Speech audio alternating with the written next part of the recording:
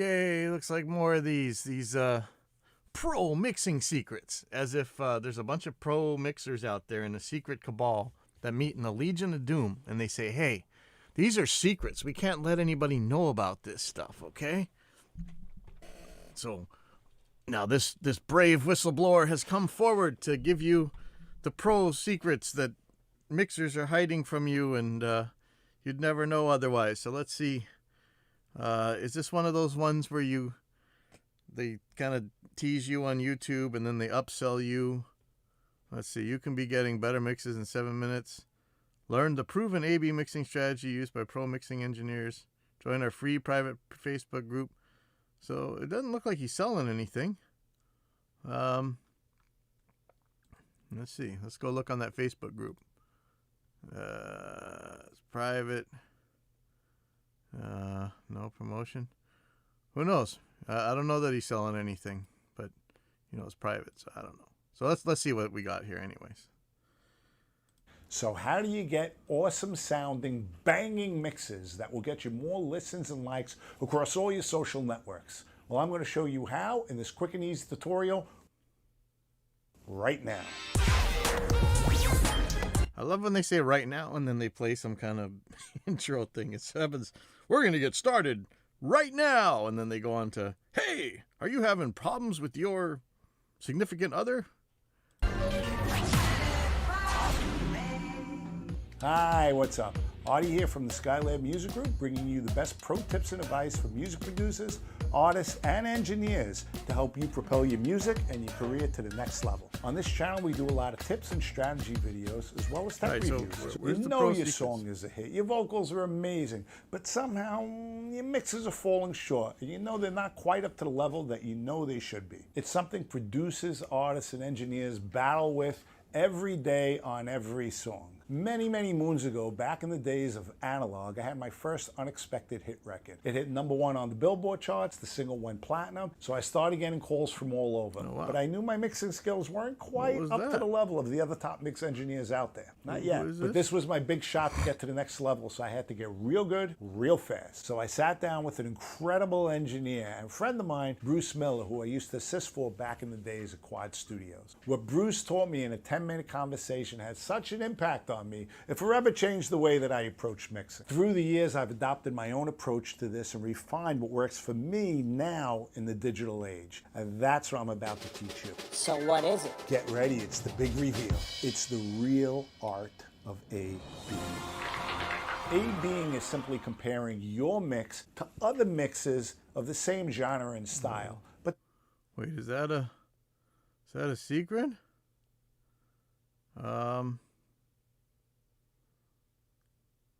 I don't think that's a secret. I'm just looking. I'm looking at who this guy is. Let's see. Man, 50 Cent. That's big time, right? So that's his #1 Billboard. Well, that's way back in the analog days. I thought 50 Cent was like new, or was this is this more recent? Let's see. #1 Billboard hit. Best on 2013. 2013 was back in the analog days, or is he? This guy's pretty new. That's actually pretty badass. James Taylor. Well, he did a lot of stuff. Oh. Anyway, so let's see. So A-Bing is a secret the pros don't want you to know.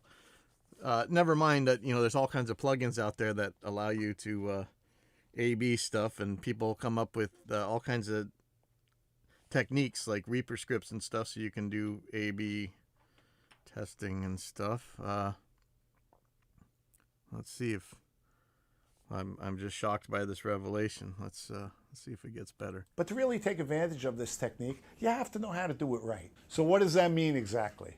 That means breaking the sonic spectrum down into 7 different categories and using your ears, your eyes, and your critical listening skills to really, really analyze the sound. But there is one vital step you must take before comparing your mix to your reference tracks. But we'll get to that in a minute. So the 7 areas we're going to analyze are: 1, overall feel. Is it dark, bright, heavy, light, purple, watery? Whatever terms you want to use, as long as you know what that means to you. Number 2, kick and bass. Low end. Is it tight or is it loose? Is it punching you in the chest or is it just rumbling along and making your feet vibrate? 3, stereo, spread. Width. How wide is the entire mix? How wide is each instrument? Are things panned to the left, to the right? Mono, down the center. Number 4, depth of field, reverb. Which instruments are close and in your face and which instruments are way back there? Number 5, high end. Are the hi-hats sizzling? Are the acoustic guitars ringing with harmonics? Or are they choked and muted? Are the sawtooth synths buzzing? Or are they filtered down? 6, vocals. Where are they sitting in the mix? Are they bright or are they dark? Are they wide or are they narrow? Are they full dynamic range or squished kind of small? And 7, overall mix compression. The degree of pumping, the degree of parallel compression. You know, it's only recently that I even put compressors on the mix bus. I know that's a sin. I know that's not cool. But I generally don't really, I still struggle with it myself. Like, do I really want this thing on there? My mastering engineers have always done such an awesome job of interpreting the song and getting the mix bus compression right. So I've been putting one on just about everything for the last 5 years or so, but you know, it's just because everything just sounds like mushy mud anyway nowadays, and I figure I gotta tame stuff a little bit more. Sometimes it makes a musical kind of thing, but most of the time I don't like it. So yeah, it's interesting that we always hear that, you know, the sound of different mixing guys is really down to their use of compression on each individual track as well as the mix as a whole. While this is more popular in EDM music, it's finding its way into pop music as well. So listen for it. If it's hard now for you to really dissect a mix like this, don't worry. The more you do it, the better you get at it. And that's how you develop your ear and your critical listening skills. And like I said earlier, there's one vital step you must take before you begin comparing your mixes to your reference tracks. And that step is limiting, putting a limiter across your stereo bus.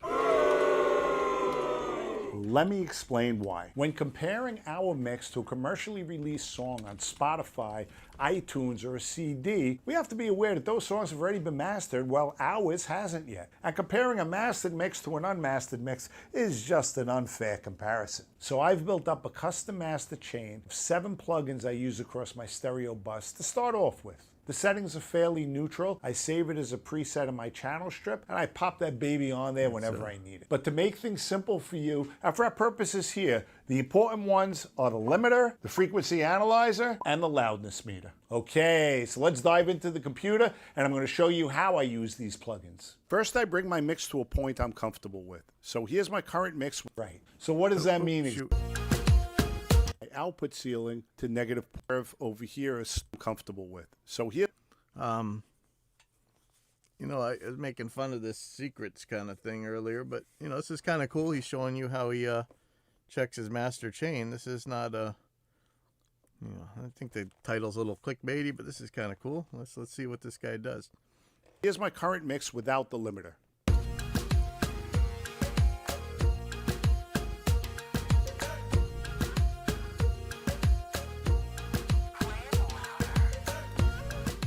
Okay, you can notice the way the CQ curve over here is sloped a little downward. So now I'm going to put my L3 limiter on and adjust the threshold down until my loudness meter reads -8 to about -10. And I'm going to adjust my output ceiling to -0.1. This will bring the whole overall volume up and also smooth out the entire frequency range to make the sound a little more balanced and a little more polished.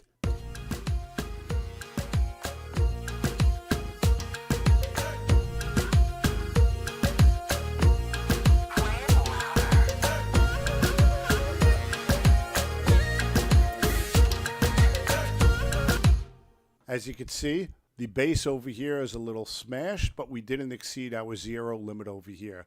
The whole mix sounds louder, and as you can see, the EQ graph over here is a little more smoothed out than it was before. Yeah, but take the limiter off once you've evaluated the differences, made broad adjustments, and brought your mix up to a better level. If you do your entire mix with it on and then take it off, your mix may sound dramatically different. So make your fine adjustments to your mix without the limiter.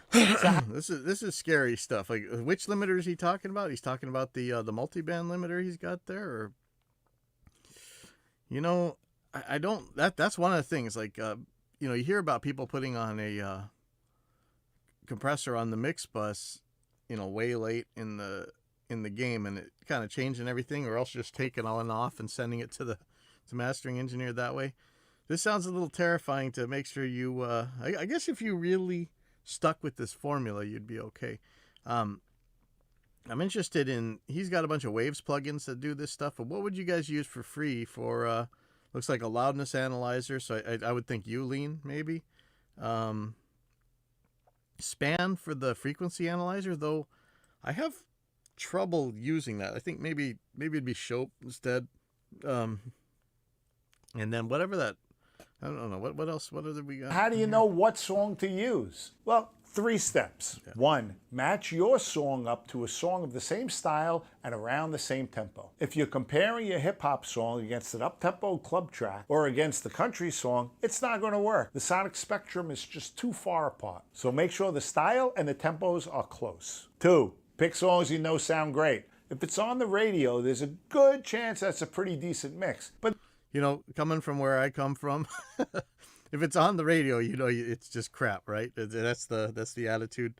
We come from a certain punk rock sensibility, and it's just funny because you're like, oh yeah, you compare it with the radio, like no, but a lot of the radio stuff sounds pretty damn big. So, but I don't know about the stuff right now, that weird like mumble rap stuff. You want your stuff to sound like that sonically?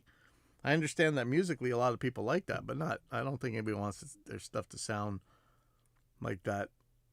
Or maybe, pick the same genre or whatever, but I don't know what's on the radio that would be any genre that I work anything like. I don't know. But not always. And the last thing you want is to match your song up against a lousy sounding song. Been there, done that. So use your ears and make sure it's a great sounding mix to start off with before you start trying to match your mix against it. 3, customize. Use different songs for different components of your mix. If you really love the drums on this one song, but this other song has this big, wide, lush background vocals that you're going for, then switch back and forth as you attack each part of the mix. And once you're fairly satisfied with where you're now going with the mix, I suggest taking the limiter off. Mixing with other plugins across your stereo bus is a matter of preference. I personally prefer it. I will go over what I put across my stereo bus in another video. So that's basically how you use A-Being while mixing. It will bring your mix. I actually kind of want to watch this other guy's videos, but that's pretty clickbaity. There's no secret. You A/B your mixes. Interesting how he uses the limiters and stuff, I guess. Okay, so check this one out. This one's got to be for real, man. Mixing secret. All you need is this. From Busy Works Beats. Let's see how this is. Click here for over 26 brand new music production training courses. Okay, let's check this out. Hello and welcome to BusyWorksBeats.com. Today I want to show you how to mix your beats easier. Now it really is easy, and we overcomplicate things all the time when it comes to mixing and music production.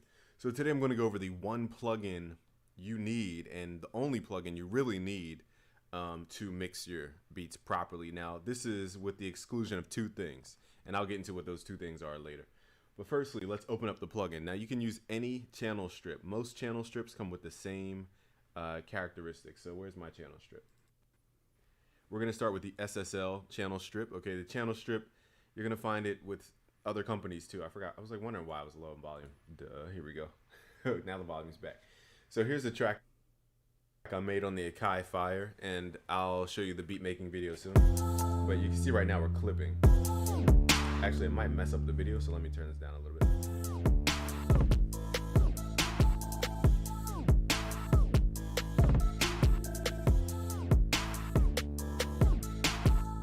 Alright, so we're going to mix this track using only one plugin, which is going to be the channel strip. Let me reset the levels here. So a channel strip has a lot of things all in one.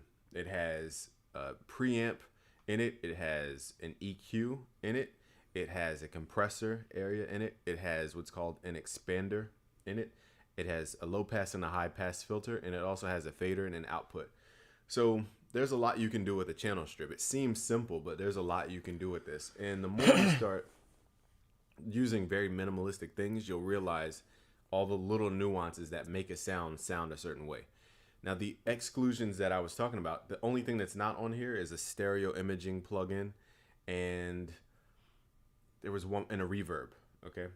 So, or like a delay. So those are the only thing, like the creative effects are not on here, but the technical effects are on here. So let's turn it on. So firstly, we're clipping. So I'm going to turn the input level down, which is the line level here. The reason I don't want to, I forgot you can't really hear me if I turn stuff down, but the reason why you want to turn this stuff down is so it doesn't clip it. So you don't want to push the compressor too hard. I'll get into what all this means in a little bit. I don't want to overcomplicate. You want some help with OBS, man? Let me know. I'll help you. So you don't have to. What are you running your mic and everything else through this DOS channel strip right now? Okay. Stuff. The point is, we don't want it to have a saturated tone. We don't want it to sound hard like saturated drums going through distortion. So we're going to pull the line level down. Now you're not going to hear me. So let me describe what I'm going to do first. I'm going to, I don't know the curvature of the filter, but you could cut out 30 hertz and below because we can't hear those anyway. So that reserves energy for the rest of the track by cutting those frequencies out. And that most speakers are showing you how it's just do this strip. volume. It makes things feel like they're the same. Harder. This guy's almost got 1 million subscribers, and explanations just to explain the compressor. So that's why I said mixing is so in depth. I don't know. I don't know what the secret is. I don't know. It seems like he's running his whole recording chain, well, even his podcasting or whatever chain through all this. I don't know. Let's see. Spent hours learning about mixing, but not getting anywhere. The only 16 mixing tips you'll ever need. Wow, man. Now that is a claim. Musician on a mission, 191,000 subscribers. So that other guy has more subscribers, actually. But this, man, this looks chodish. Let's check out these 16. Remember, these are the only 16 mixing tips you'll ever need. So, man, these got to be really good. So let's go. Let's check this out. Hours learning about mixing, but feel like you're not getting anywhere? If you feel overwhelmed right now and you're not really sure where you're going wrong, keep watching, because in this video you're going to learn the only 16 mixing tips that you'll ever need. After teaching almost 1 million musicians about mixing, I can tell you from experience that with just these 16 mixing tips, you can produce... So wait, after you taught 1 million guys, so what did you do? Who are you? Let's go see who you are. Taught 1 million musicians. You got a free mixing cheat sheet. How would I know that was going to be there? Why? Pro audio file. What is all this stuff? So how? Musician on a mission. I don't know who you are. Who are you to spend 1 million? Oh well. Let's go on here. Music at home that sounds professional and radio ready. Tip number 1. Get it right at the source. Oh, wow. Now, you've probably heard this before. Don't fix it in the mix. Make sure you get a good sound in the recording phase. But I really can't stress the importance of this enough. Technically, this isn't a mixing trick, but I want you to think about this for a second. Yeah. A good tracking will be easy. Mixing tip number 2 is to get the balance right first. In the same way that 80% of the quality in a final track comes from the recording phase, about 80% of the mix comes from the volume balance. You need to get this right. You need to set a solid foundation and spend 10, 20, 30 minutes on the volume. Mixing tip number 3. Time is of the essence. Mixing is a race against the clock. Every second you're mixing, you're losing objectivity. You're losing perspective of what the mix really is. And you're also succumbing to ear fatigue, especially if you're mixing at volumes that are too high. And we'll come back to that in a second. Yeah, so make the most of every second. Spend plenty of time preparing the mix. I spend probably 2 hours just preparing the mix before I even start mixing. And that allows you to mix fast and efficiently. Fast and efficiently. Okay. Mixing tip number 4. Focus on the key elements. Don't spend an hour EQing, compressing a percussive part. like a tambourine in the background that's low in the mix. Spend most of your time and energy on the overall mix as a whole, on things like mix bus processing, group Zooming out, processing, not a bad and then idea. spend loads of time and energy on the vocals, the lead guitar, the snare, the stuff that matters, the stuff that drives the song forward, and the stuff. Mixing tip number 5 is to loop the loudest section of the song. This is how I start every mix. So when you're doing that initial volume balance, go to the chorus or the climax. Maybe it's not the chorus, maybe it's a bridge. Just go to the climax of the song, loop that section, and mix that first. Because if you start with a verse or an intro, you can never build from that. If you make the intro sound huge, it can't get any bigger. Whereas if you mix the... That's not at all true in any way, shape, or form. You know, I mean, unless you're talking about like fixed point math and you can't turn it down for some reason, I have no idea what that even means. I mean, it's a good way to think, but it's not true. climax of the song, you loop that, you get your volume balance, you do most of your to that climax. Mixing tip number 6 is to start with the bigger picture. Most people start the mix by A couple of EQing these or he's compressing. referred to zooming out. That's a good idea. That's not dumb. Mixing tip number 7, avoid the solo button. This button can destroy your mixing. In general, I mean, like, again, this is another tip. You know, I could take 4 or 5 of these out already just by saying zoom out, you know. But if you need the solo button, you need the solo button. But, you know, try not to do all your work in there. But, you know, making silly, hard, and fast rules never doesn't help anyone. Of the mix. Mixing tip number 8 is to have an intention behind every single move. Never. We can't help that as human beings, so.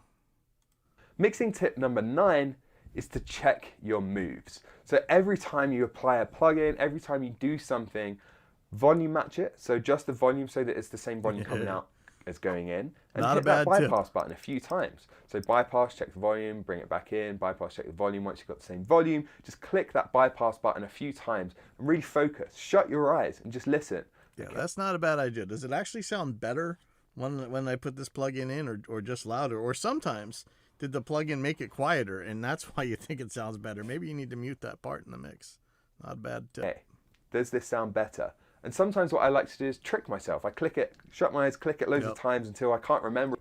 Mixing tip number 10 is to use good reference tracks. So again, A, B, I really can't emphasize the importance of stuff. referencing enough. If you use reference tracks, and this is just the act of pulling in a professional mix into your DAW or... So, you know, I really like that Magic AB plugin. I had a little bit of trouble with it taking so long to load, but I really like that thing. I think I had it on the trial. I think I'm going to go buy it, actually. Just checking on Spotify, Google Play, comparing your mix to a professional release so you can see where you're going wrong, what you need to do. Mixing tip number 11 is to mix in mono for the majority of your mix. I don't know. I want you And to what this maybe helps you think to in do mono. is really create separation with volume balancing and EQ and automation rather than relying on panic. So you have to create space for the vocal in the mix. You have to create not a space bad idea. for the kick and the bass. You have to get that relationship. Mixing tip number 12 is to listen back on multiple speakers and headphones. Okay. Switching speakers or headphones during the mix it up. Mixing tip number 13 is to mix at a low volume. Yes. This is such a common problem. I mean, check it You in need other to be stuff. Like right now, we're having a problem with the band that listens to everything way too loud. So when they think their parts are good, they're really not. They're just loud. Mixing at around conversational level, around speaking volume. And then mixing tip number 14 is to take regular breaks. We've already touched on this slightly, but make sure you set it again. Mixing tip number 15 is assume that volume automation is needed. And we touched on this earlier when we were talking about the importance Yeah, you know, like there used to be a saying, mix with the faders, not with the rack. And I am pretty guilty. I just duplicate tracks and then make one louder than another and I just kind of switch between them. I should use more volume automation. 10 minutes. And finally, mix tip number 16 is that you don't need expensive plugins. You don't even need to buy any plugins to get a great mix. You know, I don't know if these are the only 16 mixing tips you'll ever need, but they aren't bad. Okay, I got to get to mixing now, so